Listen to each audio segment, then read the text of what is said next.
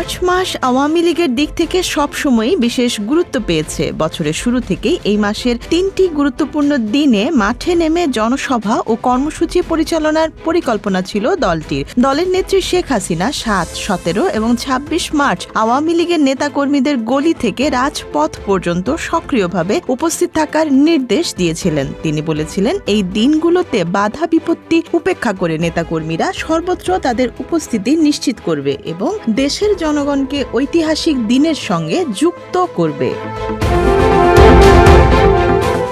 মাসের প্রথম দুটি দিন অর্থাৎ ৭ এবং ১৭ মার্চ দলের কর্মসূচি কার্যকরভাবে বাস্তবায়িত হতে পারেনি। স্থানীয় নেতারা মনে করছেন, শেখ হাসিনার কঠোর নির্দেশনা তাদের জন্য মারাত্মক বিপদের সম্ভাবনা তৈরি করেছে। তবে দলের উচ্চ নেতৃত্ব বলছেন, এই দিনগুলোতে কিছু না করলে ইতিহাস এবং সর্বসাধারণের কাছে ব্যর্থ মনে হবে। ৭ মার্চ বাংলাদেশের ইতিহাসে একটি গুরুত্বপূর্ণ দিন। ১৯৭১ সালের এই দিনে ঢাকার রেসকোর্স ময়দানে শেখ মুজিবুর রহমান একটি ঐতিহাসিক ভাষণ দেন। এই ভাষণ স্বাধীনতার পথে জাতিকে একত্রিত করার ঘোষণা হিসেবে বিবেচিত। প্রতি বছর এই দিনটি আওয়ামী লীগ ও তাদের সরকার গুরুত্ব সহকারে পালন করে আসছে। তবে গত বছর মোহাম্মদ ইউনূসের অন্তর্বর্তী সরকার কঠোরভাবে বাধা দেয়। রাজনৈতিকভাবে বিপজ্জনক পরিস্থিতির কারণে নেতাকর্মীরা প্রকাশ্যে অনুষ্ঠান করতে পারেননি। শেখ হাসিনা বৈঠকে বলেন, বর্তমান সরকার যদি আওয়ামী লীগের ওপর থেকে নিষেধাজ্ঞা প্রত্যাহার না করে তবু তারা নিজ উদ্যোগে কর্মসূচি নেবে। তিনি উল্লেখ করেন, জেলখানাতেও দোষী বা বিচারাধীন বন্দীরা স্বাধীনতা দিবস এবং বিজয় দিবস উদযাপন করে।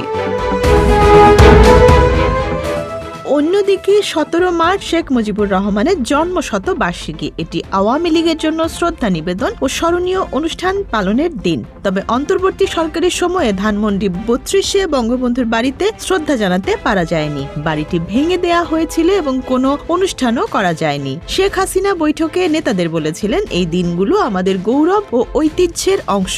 বাধা পেলেও যথাসম্ভব শ্রদ্ধা নিবেদন করতে হবে। গলি থেকে রাজপথ সর্বত্র আমাদের উপস্থিতি থাকতে হবে। ২৬ মার্চ বাংলাদেশের জাতীয় দিবস, স্বাধীনতা দিবস।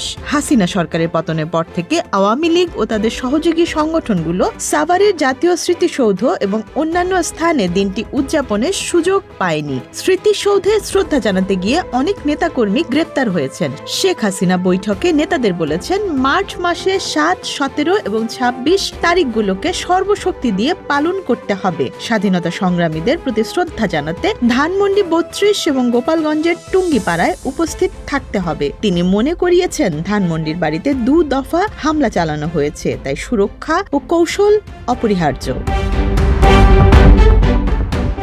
ওয়াকিবহাল মহলের ধারণা অনুযায়ী শেখ হাসিনার এই ঘোষণা বর্তমান প্রশাসন ও বিএনপির উপর রাজনৈতিক চাপ সৃষ্টি করতে পারে। দলের প্রথম সারির একজন নেতা বলেন, অবৈধ ইউনূস সরকারের জারি করা নিষেধাজ্ঞার মধ্যে আওয়ামী লীগ স্বাভাবিকভাবে কাজ চালাতে পারছে না। তবু ৭, ১৭ ও ২৬ মার্চ বাংলাদেশের প্রত্যেক নাগরিকের অধিকার ও কর্তব্য হল যথাসম্ভব শ্রদ্ধার সঙ্গে দিনগুলো উদযাপন করা। শেখ হাসিনার কৌশল স্পষ্টভাবে নির্দেশ করে যে রাজনৈতিক বাধা থাকলেও জাতীয় ঐতিহ্য ও স্বাধীনতার মাহাত্ম্য উদযাপনের দায়িত্বকে কোনো পরিস্থিতিতেই অবহেলা করা যাবে না। মার্চ মাস তাই বাংলাদেশের সবসময় স্বাধীনতার মাস হিসেবে পরিচিত।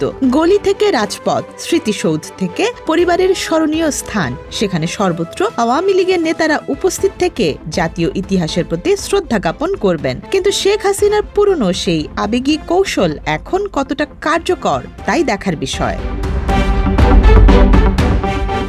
Desk report, Dhaka express.